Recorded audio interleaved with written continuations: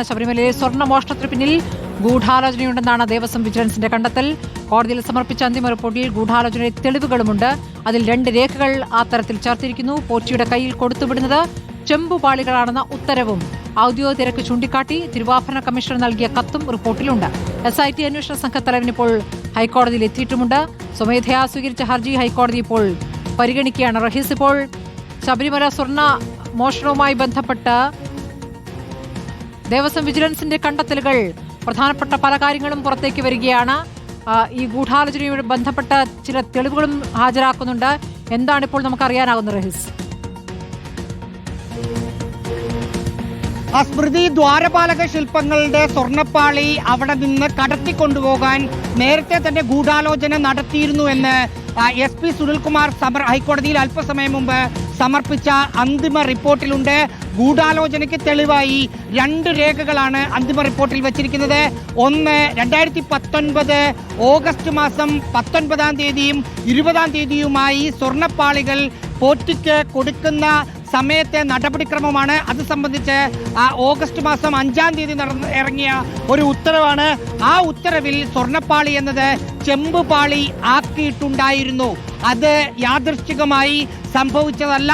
നേരത്തെയുള്ള ഗൂഢാലോചനയുടെ ഭാഗമായി പൊറ്റിയും ഉദ്യോഗസ്ഥരും ചേർന്ന് നടത്തിയ തിരക്കഥയുടെ ഭാഗമായിട്ടാണ് സ്വർണത്തെ ചെമ്പാക്കിയത് എന്ന രേഖ, ഉത്തരവ് അന്വേഷണ റിപ്പോർട്ടിൽ SP സുനിൽകുമാർ ഉൾപ്പെടുത്തിയിട്ടുണ്ട്.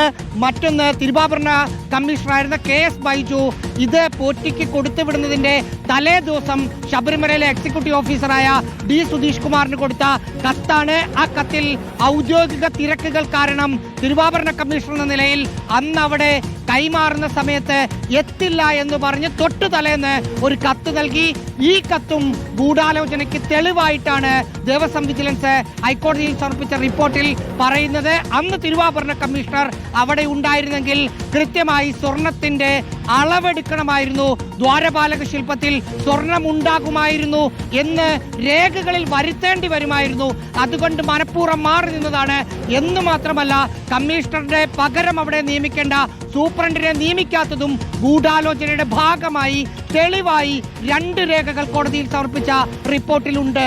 സ്മൃതി, ഭരണ നേതൃത്വത്തിന്റെ വീഴ്ചകളടക്കം ഇതിൽ പറയുന്നുണ്ട് റഹീസ്. ആ രൂപത്തിൽ ദേവസ്വം ബോർഡിനെ വിമർശിക്കുന്ന കാര്യങ്ങളും ദേവസ്വം വിജിലൻസിന്റെ റിപ്പോർട്ടിലുണ്ടോ? ഇപ്പോൾ കോടതി കേസ് പരിഗണിച്ചുകൊണ്ടിരിക്കുകയാണ്.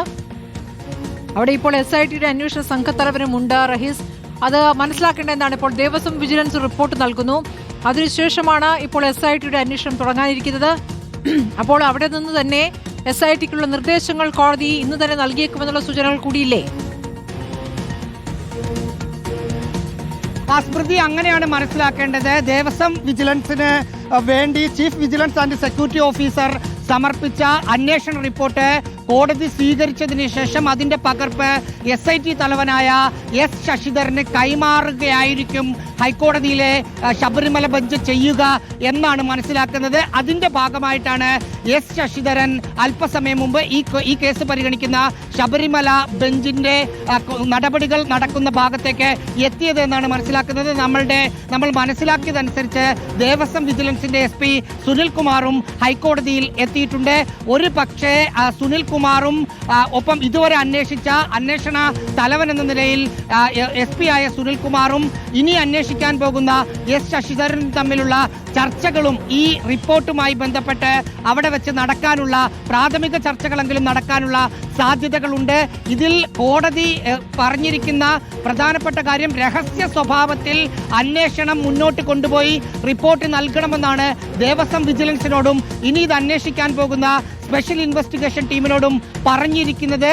അതനുസരിച്ച് തന്നെ കോടതിക്ക് സ്പെഷ്യൽ ഇൻവെസ്റ്റിഗേഷൻ ടീമിനോട് പറയാനുള്ള കാര്യങ്ങൾ കൂടി ഇന്ന് പറയുകയായിരിക്കും ചെയ്യുക. അതിന്റെ ഭാഗമായിട്ടാണ് അന്വേഷണ ഉദ്യോഗസ്ഥൻ കോടതിയിൽ എത്തിയത്. ഇത് സംബന്ധിച്ച് SP ശശിധരനുമായി കൂടിക്കാഴ്ചകൾ നടക്കാനും സാധ്യതകളുണ്ട്. സ്മൃതി, റഹീസ്, ഇപ്പോൾ കഴിഞ്ഞ ദിവസവും ഹൈക്കോടതിയുടെ ഭാഗത്തുനിന്ന് വിമർശനങ്ങൾ ഉണ്ടായതാണ്. ഇത് മറിച്ച് വിറ്റതാണ് എന്ന പ്രയോഗമുണ്ടായത് ഹൈക്കോടതിയിൽ നിന്നാണ്.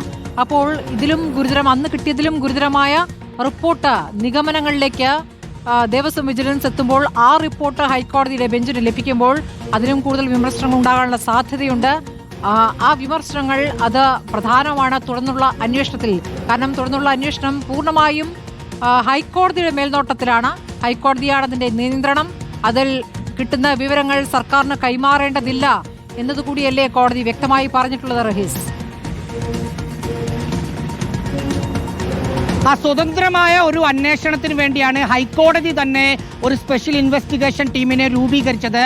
ശബരിമല ബെഞ്ചിനെ ആയിരിക്കും അവർ ഇത് സംബന്ധിച്ച അന്തിമ റിപ്പോർട്ട് സമർപ്പിക്കുകയും ചെയ്യേണ്ടത്. സർക്കാരിന് ഇതിൽ ഒരു കാര്യത്തിലും ഇടപെടാനാവില്ല എന്ന് തന്നെയാണ് മനസ്സിലാക്കുന്നത്.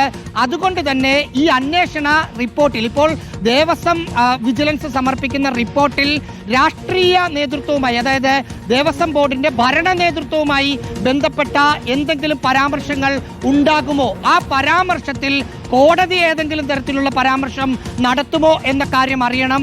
നമ്മൾ മനസ്സിലാക്കുന്നതനുസരിച്ച് ഉദ്യോഗസ്ഥരുടെ ഭാഗത്തു നിന്നുണ്ടായ വീഴ്ചകൾ കൃത്യസമയത്ത് കണ്ടുപിടിക്കാൻ അല്ലെങ്കിൽ കൃത്യമായി ഇടപെടാൻ അന്നത്തെ എ പത്മകുമാറിന്റെ നേതൃത്വത്തിലുള്ള ഭരണസമിതിക്ക് കഴിഞ്ഞിട്ടില്ല. അവരുടെ പേര് പറയുന്നില്ലെങ്കിലും ഭരണസമിതിക്ക് കഴിഞ്ഞിട്ടില്ല എന്ന് റിപ്പോർട്ടിൽ ഉണ്ട് എന്നാണ് മനസ്സിലാക്കുന്നത്. സ്വാഭാവികമായും അങ്ങനെ ഒരു വരികൾ ഉണ്ടെങ്കിൽ അതിൽ എന്താണ് കോടതിക്ക് പറയാനുള്ളത്, കോടതി അതിലെന്താണ് നിലപാടെടുക്കുക എന്നതുകൂടി അറിയണം. ഇതുവരെ കഴിഞ്ഞ വെള്ളിയാഴ്ച ഇടക്കാല റിപ്പോർട്ട് സമർപ്പിക്കുന്ന സമയത്ത് ഉദ്യോഗസ്ഥ തലത്തിലുള്ള വീഴ്ചകൾ ആണ് ചൂണ്ടിക്കാട്ടിയതെങ്കിൽ ഇന്നത്തെ റിപ്പോർട്ടിൽ പ്രധാനമായും ദേവസ്വം വിജിലൻസിന്റെ കണ്ടെത്തൽ ഉണ്ണികൃഷ്ണൻ പോറ്റിയുടെ കൈവശം ശബരിമലയിൽ നിന്ന് കൊടുത്തു വിട്ടത് സ്വർണം പൂശിയ ദ്വാരപാലക ശില്പത്തിന്റെ പാളികളാണ്.